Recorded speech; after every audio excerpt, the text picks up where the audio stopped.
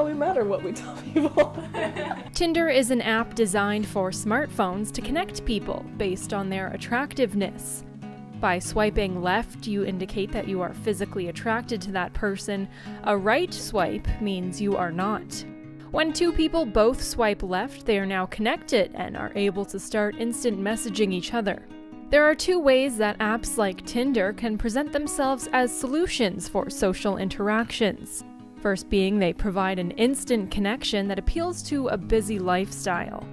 Secondly, social networks allow us to see and know people without actually having to. Andrew Herman, communications professor at Wilfrid Laurier University, says this doesn't mean intimate relationships can't be formed. There are intensely intimate relationships that are possible only through social media. I mean, there's a way in which kind of digital communication has afforded intimacy that just wouldn't have been possible otherwise. Meg Gertz and Matt Sukas have been in a relationship just over a year. I swiped right because I thought she was cute. She swiped right because he was wearing a Laurier shirt. Yeah.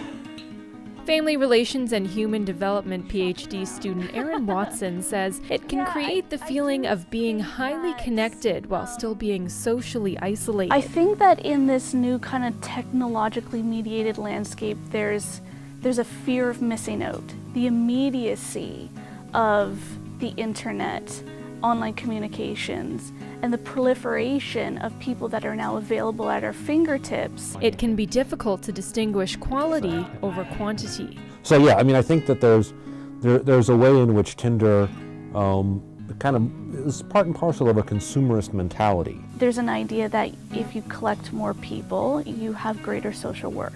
Men swipe right to make a match 46% of the time, while women only swipe right 14% of the time. There's the same needs and the same desire for connection, but they know that they risk more when they put that out there in terms of how people will treat them, in terms of their reputations, and especially in a digital age. Online interaction can be tailored and edited to our satisfaction.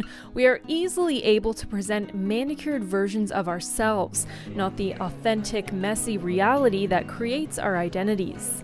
Obviously, everybody has like a self-perception of themselves and how they see themselves, like attractiveness or whatever. It's a good ego boost, you know? Just, you don't even have to talk, just like, whoa, that girl swiped, yeah, she obviously sees something about me, that's crazy cool. Because she's a babe. This is how much we are telling men and women that in order to be a viable human being, that you have to meet certain standards, and that in order to be a masculine man, you have to be associated with a woman who meets a certain standard. And when you really want to think about the future of relationships, it's not technology that is going to be the detriment or the downfall. It is going to be these highly constructed, limiting, alienating, insidious beauty ideals that tear us apart. Technology takes a complex idea and promises to simplify it. The solution isn't necessarily to turn away from our devices, but to become aware of the way we form relationships with them and through them. We stumble, we laugh, we make mistakes, and sometimes it's the boring bits where we can learn the most from each other. For Spoke TV, I'm Leah Johansson.